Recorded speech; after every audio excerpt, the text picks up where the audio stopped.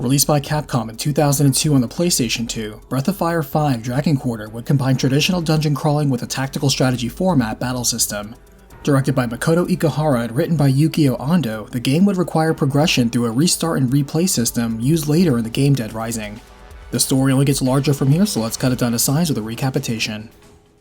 As the game begins, we see a young girl named Nina wake up from a recent operation and is being told that she will be able to save people who live in areas with bad air. We then cut to a mild-mannered young man named Ryu who makes a meager living as a ranger protecting people from monsters called Genix. Because of his low D ratio, he is regarded as a grunt with no social status, and within the underground society he lives in resides in a lower sector called Low Sector with the worst air quality. The town even has a ceiling painted blue to resemble the sky, though no one has actually seen the real thing. Reporting in with his co-worker Bosch, who has a fairly high D ratio already, they receive orders from Captain Zeno to guard top-secret freight sent from Biocore labs and are warned of possible enemy activity in the area by a group called Trinity. To the side, Bosch demands a task worthy of his D ratio in order to quickly advance up the ranks, and the captain repeats the classified nature of his task, to which Bosch accepts with a leer. Elsewhere, the leader of the rebel group Trinity speaks with a regent named Cupid, upset to learn about the method of atmospheric cleansing being developed. Cupid states the man behind it is quite sane and is holding on to hope, but indirectly suggests the Trinity leader should also take action here. He calls in a female gunslinger from the Warring clan and orders her to retrieve the child, saying it will expose how dirty the world is. Back with the boys, as they make their way to Biocore, as soon as they enter a genic processor room, Ryu gets a vision and message from an impaled and desiccated corpse of a dragon who's relieved to see Ryu, calling him a friend and glad to finally realize their dream of returning to the sky. Snapping back to reality, Ryu follows Bosch only to find the same dragon in his vision, and Bosch wonders if this massive genic is part of some sort of experiment. Somehow, the name Adin comes to Ryu as the two board their assigned lift, and Bosch repeats how it's just a matter of time before his reputation matches his potential. Comparing his D ratio to Ryu's, Bosch asks for Ryu's support, promising that he'll repay the favor when he gains more status. However, they come under fire from a member of Trinity as Ryu returns fire with a mounted machine gun, only for the assailant to blow up the tracks with a rocket launcher, derailing the lift and sending it tumbling below. Bosch manages to bail out safely, but Ryu finds himself limping in the dark, finding himself again before the dragon he saw earlier, who declares it now chooses Ryu. Wreathed in flames, Ryu now sees a strange person who shares that with the power of the dragon, he is now the 1,000-year world destroyer and should seek out his fate. Waking up, Ryu finds himself among the wreckage of the train, somehow alive, where he soon sees a genic walking away with a young girl under its arm. Wishing to help, newfound power suddenly bursts out as Ryu gains incredible power, speed, and confidence to easily defeat the Cyclops and save the girl. Recovering, the girl with wings introduces herself as Nina, and Ryu notices while she is barely able to speak, she is highly adept at using magic.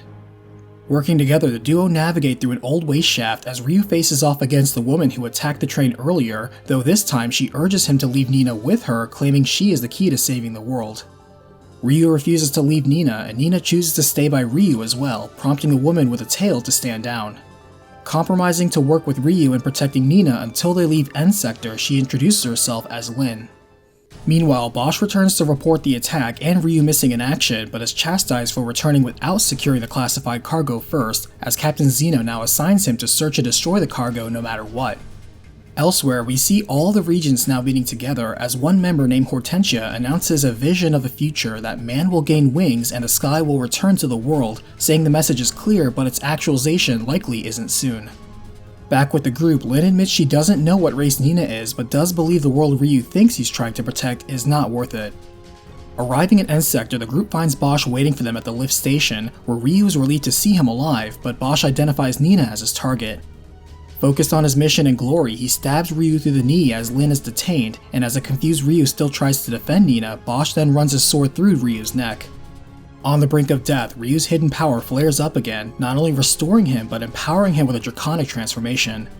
In his fury, he effortlessly slashes down all foes in Bosch, but when it's over, he sees Nina and Lin are frightened of his hidden power before passing out. When he wakes up, Lin demands to know what he is, and Ryu is unsure of that himself. He then remembers Bosch's mission and asks Lin what Trinity intends to do with Nina, but she dodges the question as Nina expresses a discomfort with their infighting. Though their personalities clash, Lin adds if he wants to know more about Nina, the answers lie at Biocore. At the same time, Bosch reports his failure again to Captain Zeno, blaming it on Ryu's strange power, but she tells him not to worry as D ratio is a probability measurement of potential, so his loss in Ryu's aberrant power is actually within acceptable margins. All the same, it's clear he cannot complete this mission, so the captain relieves him of it, though Bosch refuses to accept the shame. Elsewhere, the regents meet again urgently as it is announced by their leader Origin that their nemesis and destroyer of worlds, a dragon, has appeared.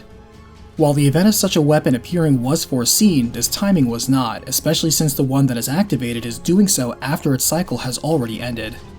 What more, the hosts called Chosen are supposed to be extinct, and so Hortensia suggests sealing Ryu away before the reactivation of the dragon he's linked to becomes a problem.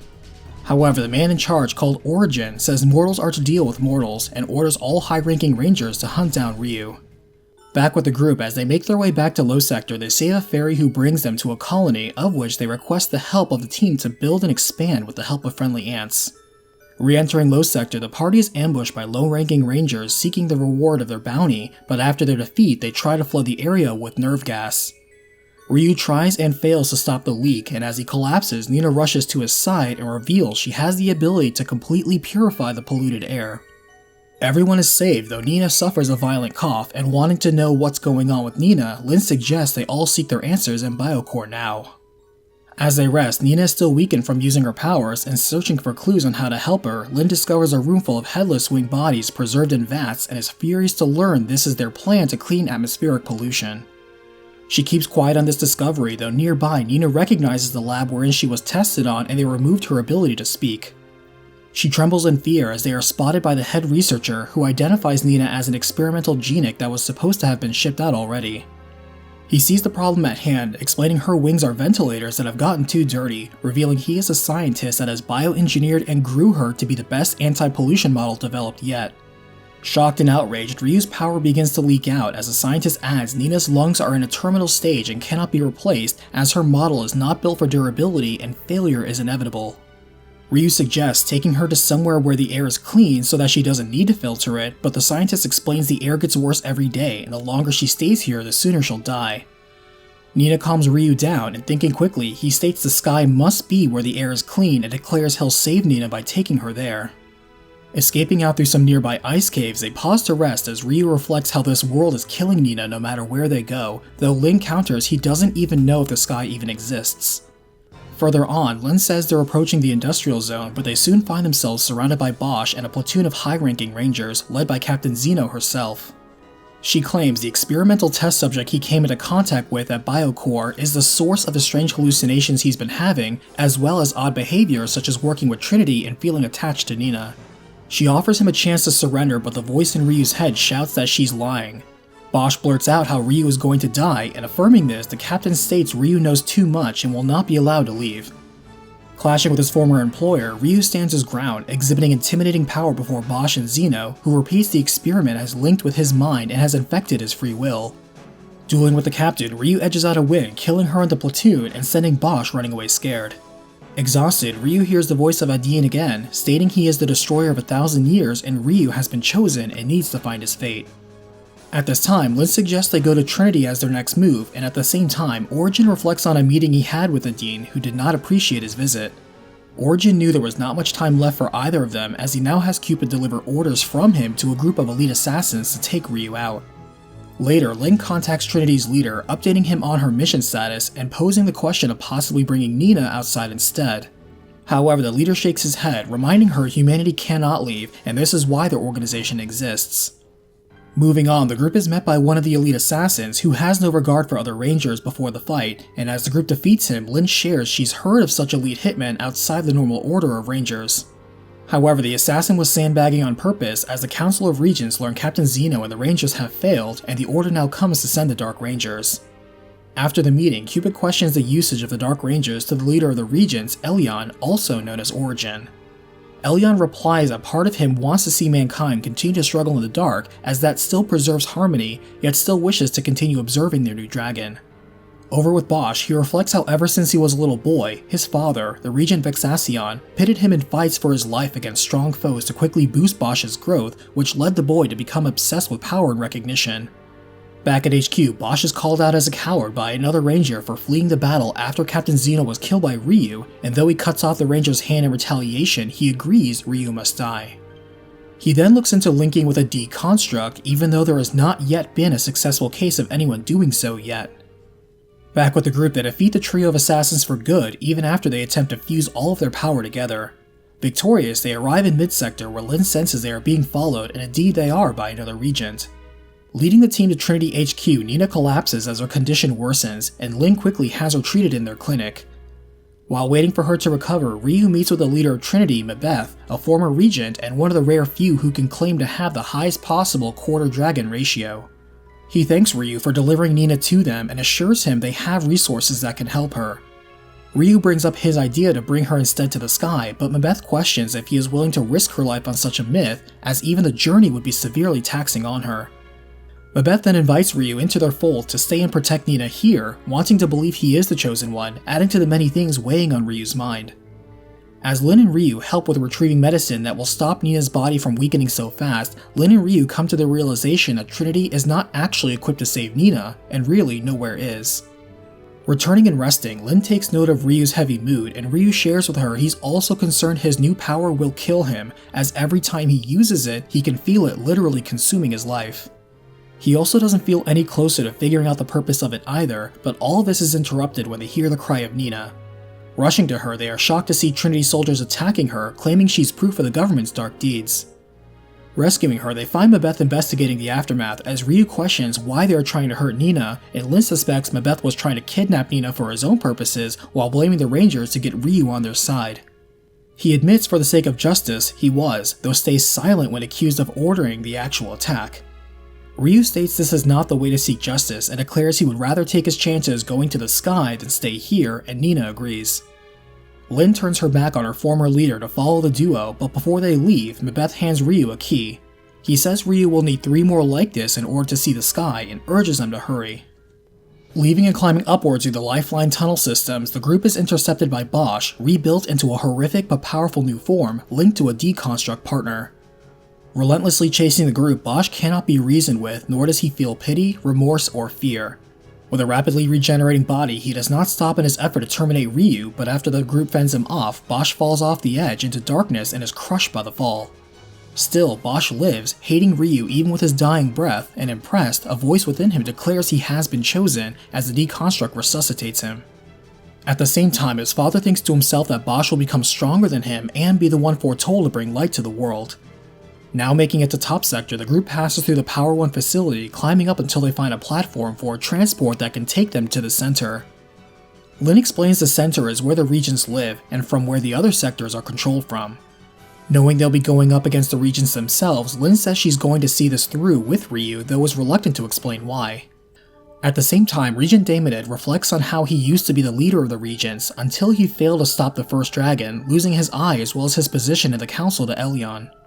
Still, Elyon wishes to test the worthiness of the new dragon, and he agrees, so he knows he must meet him in battle now. Elsewhere, Hortensia is approached by Jesuit, the man who was following the group to Trinity headquarters.